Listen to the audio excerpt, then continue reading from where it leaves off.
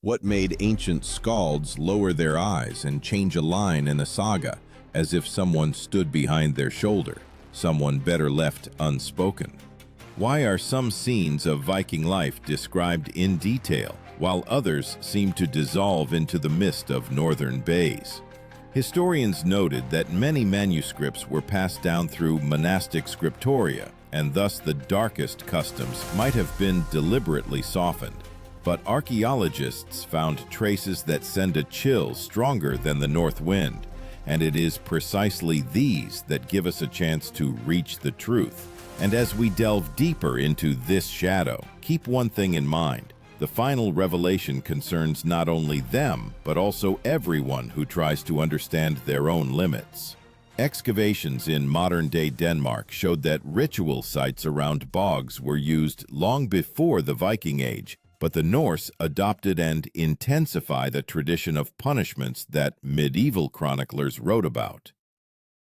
This cruel form of public execution, which a modern person would equate with a demonstrative expulsion from society, later received the name hraskesting, banishment with the loss of all rights. Skalds almost never described it directly, but lawmakers mentioned a person became an outlaw, and anyone could punish him without consequences. Think of a warrior who just yesterday shared spoils with comrades, but today walks through a forest where every rustle becomes a threat, as if the earth itself turns into a hunter, and you into prey. Hraskesting was not just a punishment, it was a social death, where the cold of night became the judge, and empty roads the executioners. Vikings called such people wolves, and in this word resonated not savagery, but despair, one who no longer belongs to the world of humans. This grim custom shows how harshly society controlled those who violated order.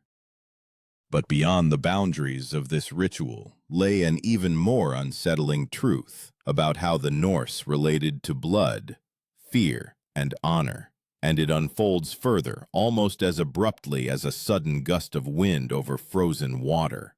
When the winter sun barely rose above the fjord, and the ice cracked as if the earth itself was issuing a warning, a ritual began about which saga authors preferred to speak in hints. What made even experienced skalds leave empty lines instead of descriptions? Why are mentions of this event found in the writings of the Arab traveler Ibn Fadlan, but almost disappear in Norse sources? Historians emphasize that many details were intentionally softened. Too grim seemed a part of the culture, based on the necessity to maintain power within the clan.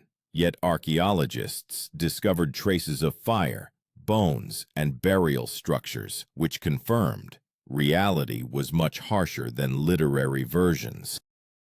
And as we move forward, remember, the open loop at the beginning is not an empty threat, for it is here that what affects everyone who tries to understand what decisions a person is capable of making for survival begins to manifest. This refers to a ritual that evoked both horror and admiration in the Arab observer: sacrifices during the solemn funerals of a chieftain. According to him, some northern tribes might have included a young female servant in this ritual, and her role is interpreted as a symbol of the master's transition to another world. However, modern researchers have repeatedly emphasized these data cannot be generalized to all Vikings, since customs varied by region. But the fact remains, written evidence speaks of sacrificial rituals, and findings in burials confirmed the presence of human remains, belonging not only to the main interred.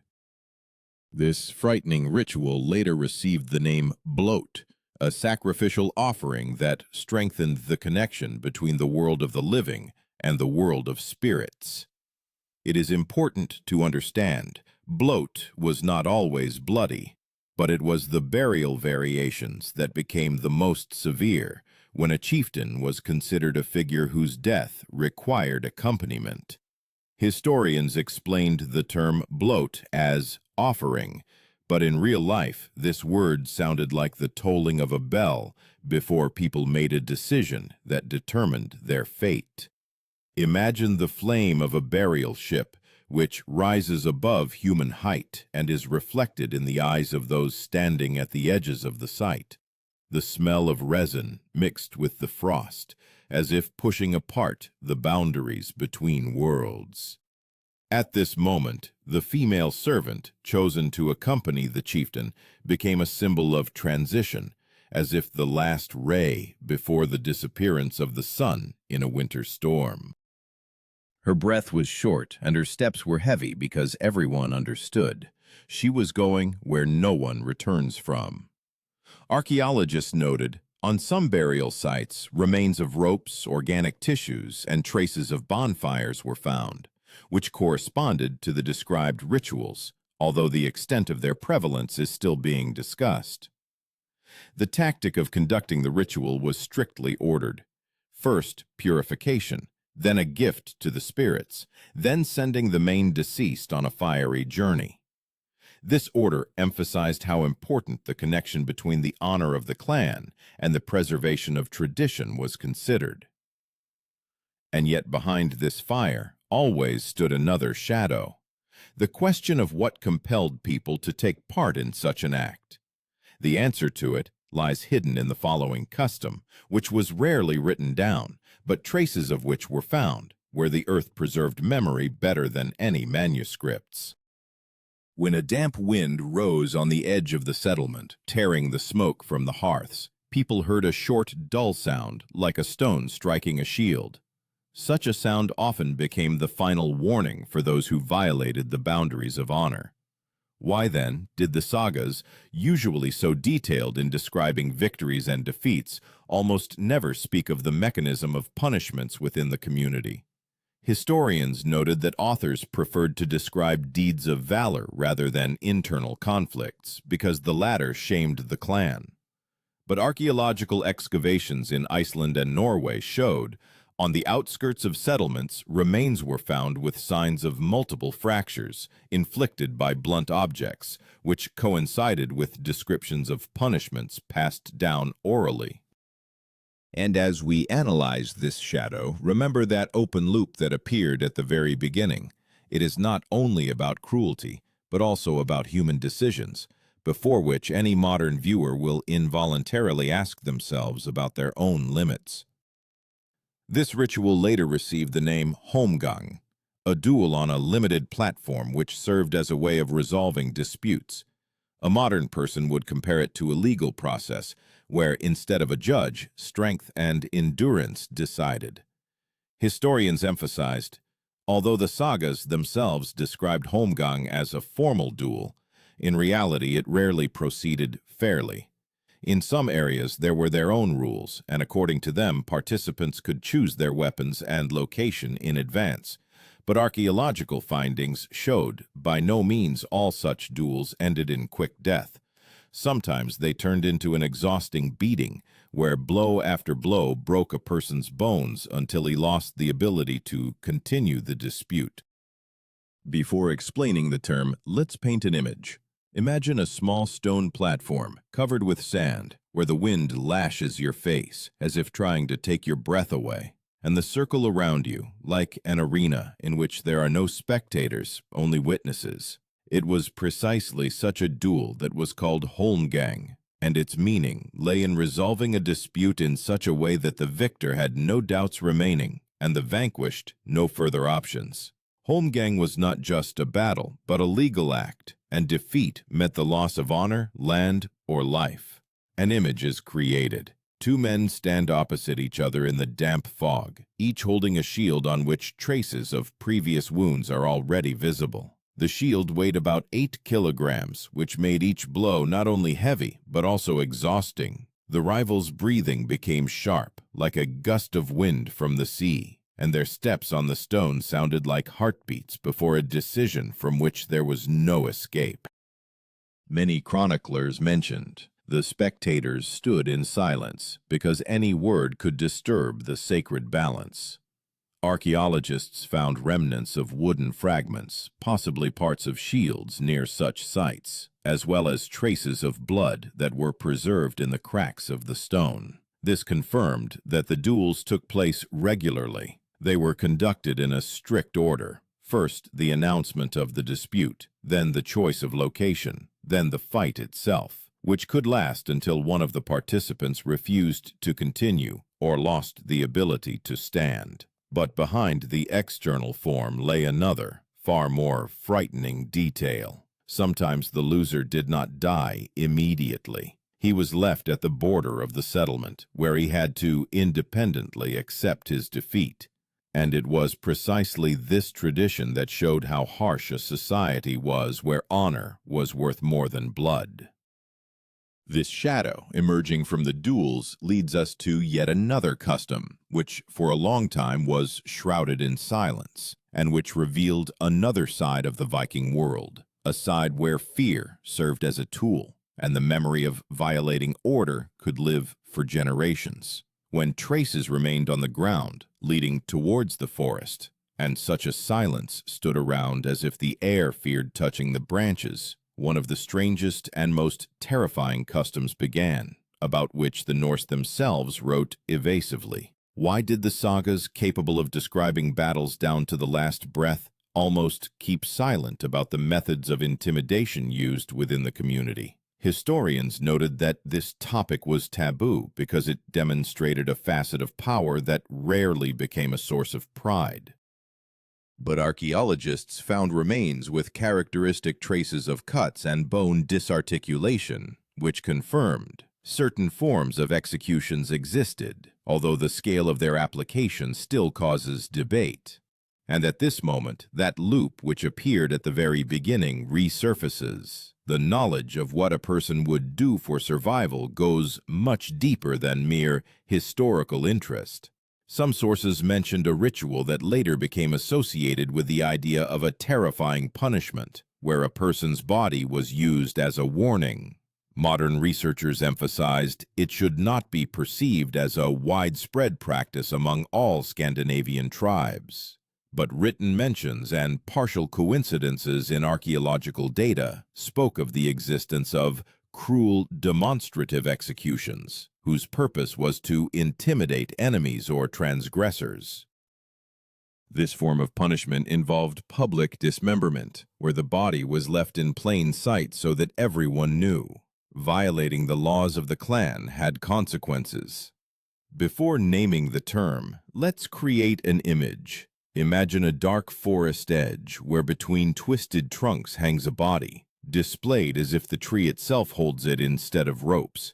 It was precisely such a form of demonstrative punishment that was later called the blood eagle, an image that became a symbol of extreme cruelty. Historians differed in opinion. Some considered it a poetic metaphor. Others pointed to individual finds where traces on bones could correspond to the described procedures. But the main thing is not the frequency of its application, but the very fact of the existence of such fear as a tool. The image of the blood eagle echoed the northern idea that a torn back seemed to open a person up to the cold wind. The wind carried the scent of pine needles, mixed with the metallic note of blood, and it seemed as if the forest itself was observing what had happened. For those who passed by, this was not just a warning. It was a reminder that the law of the clan stood above any personal will.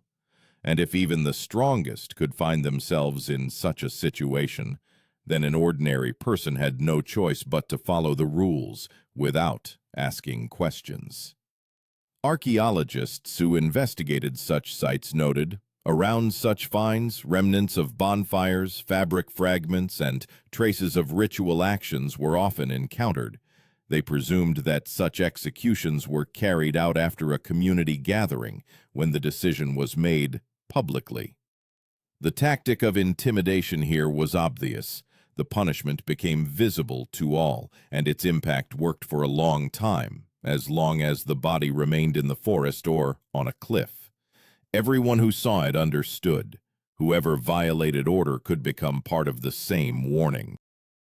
But the most terrifying thing lay not in the procedure itself, but in the silence that followed. This silence made fear alive, almost palpable, and it was precisely this that allowed society to maintain control without constant punishments. One example was enough. However, behind this intimidation lay another layer of culture, far more personal and contradictory, a custom connected with family, heritage, and how the Norse understood the link between kinship and soul. It is precisely there that the next shadow leads, growing out of the very structure of their world, where death could be not an end, but the beginning of new obligations. When the light in the house began to dim, and the shadows by the hearth grew longer, the Norse believed it was precisely in such moments that the boundaries between worlds shifted, and the kin felt the breath of those who had already departed. Why then did the sagas so often mention duty to ancestors, but almost never explain what specific fear lay hidden behind this respect? Historians emphasized authors deliberately avoided the most painful topics because it was not simply about family duties, but about traditions that could seem too heavy even for the Iron Age. However, archaeological excavations in Norway and the Orkney Islands often revealed details confirming the death of elders in the kin could impose obligations on the survivors, upon which not only the family's honor, but also its physical survival depended. And here again, that open loop that arose at the very beginning begins to pulsate. How far is a person capable of going if their kin, their memory, their fear demands it? Chronicles and studies mentioned a tradition that later scholars called the cult of ancestors. But beneath this gentle name lay what a modern person would rather compare to a heavy hereditary burden that determined every step within the family. As researchers wrote, Vikings might have kept the remains of deceased relatives in their homes. Sometimes these were skulls, sometimes limb bones, and they did this not out of superstition, but from the conviction that ancestors continued to participate in the life of the kin. But there was also a harsher aspect of this tradition. If the head of the family died suddenly, his property, land, and responsibility could pass to the heir only after the performance of an obligatory ritual connected with the body. And although written sources avoided this, archaeological data showed instances of intervention in the buried body, which indicated the participation of the living in creating special binding symbols. To explain the term, let's first create an image. Imagine a nighttime house where fire pierces the darkness with reddish streaks, and by the wall stands a wooden chest smelling of resin. Inside, not gold, but a bone, smooth like a stone worn by time. Precisely such objects were later called hovdingston, in essence chieftain's stone, but in some regions it was not a stone at all, but a real ancestor's bone, a symbol of power and duty. Researchers emphasized hovdingston was not a custom of all northern tribes, but where it existed, it possessed immense power, transforming the body of the deceased into the center of the clan structure. Imagine a person to whom this object is passed at dawn, when frost makes the ground crunch with frost. His hand trembles, not from cold, but from understanding. Now he is responsible for the memory of all who lived before him. The smell of smoke permeates the wood, and it seems that the very walls of the house are listening to see if he can bear this weight.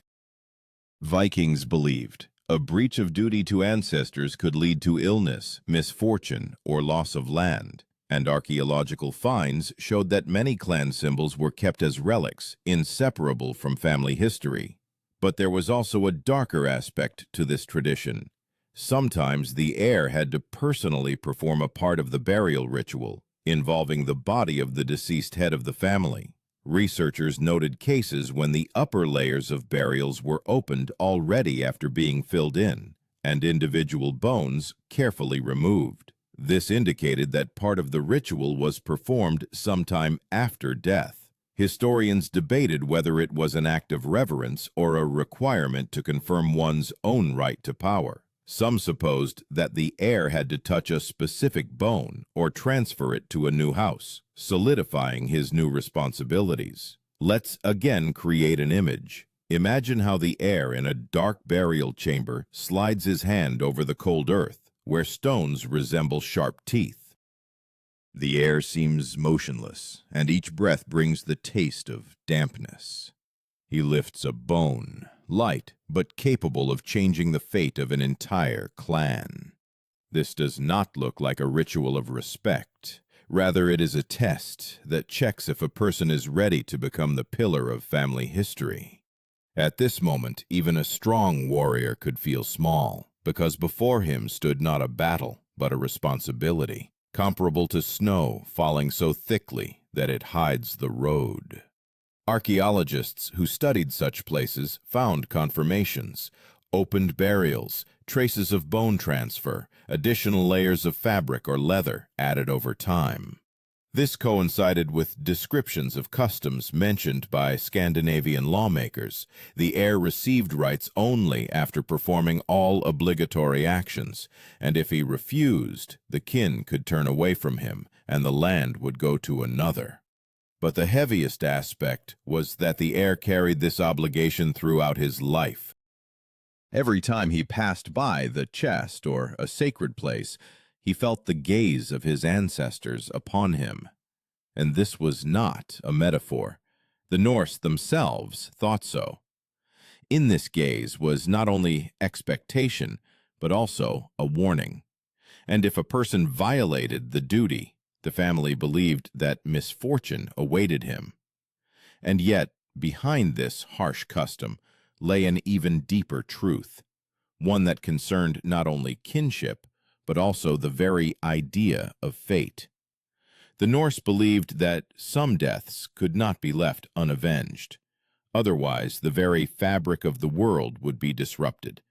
It was there, at the intersection of duty and fury, that the last cruel custom arose, about which the sagas spoke almost in whispers, and archaeologists found traces, as if the earth itself tried to hide them from human eyes.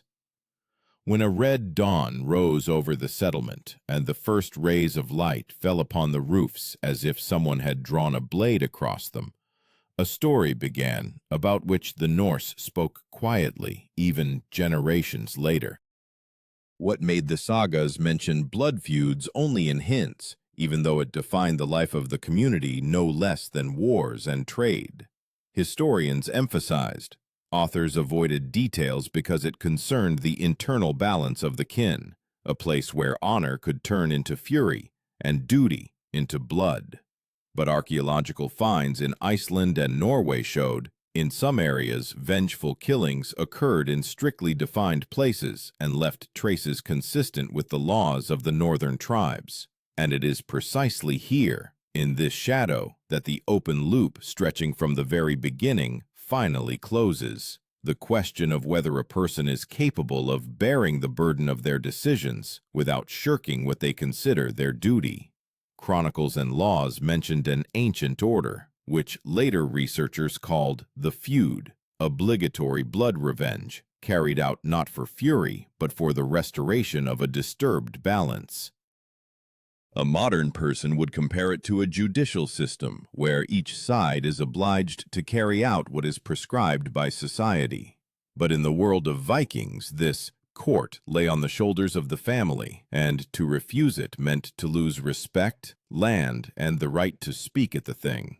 Historians emphasized, the feud was not an uncontrolled slaughter. It obeyed rules observed so strictly that violating them was considered a crime no less than the original conflict itself.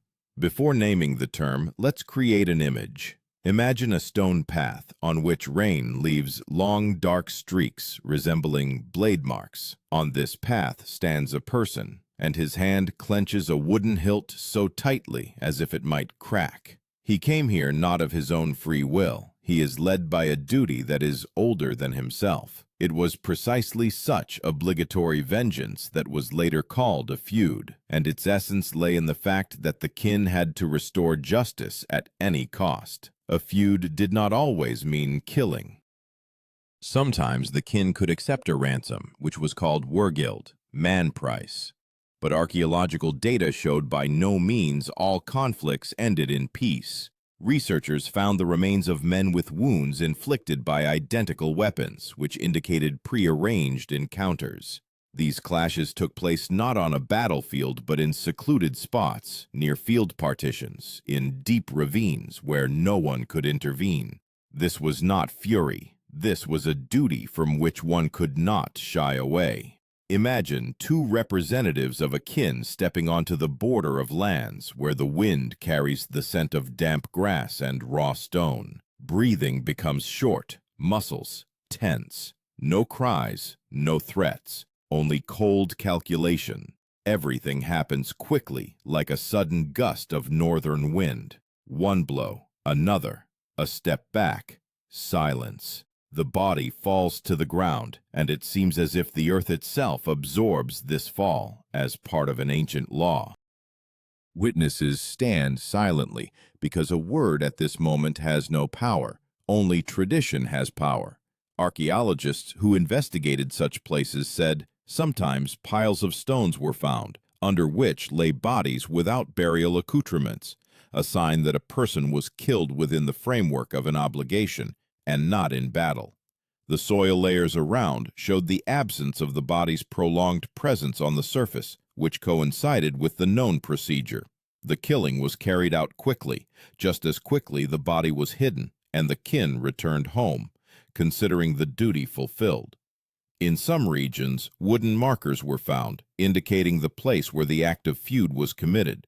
They resembled road signs, but served as a reminder. Duty fulfilled, peace restored. But the hardest thing about this custom was not the blow and not the death.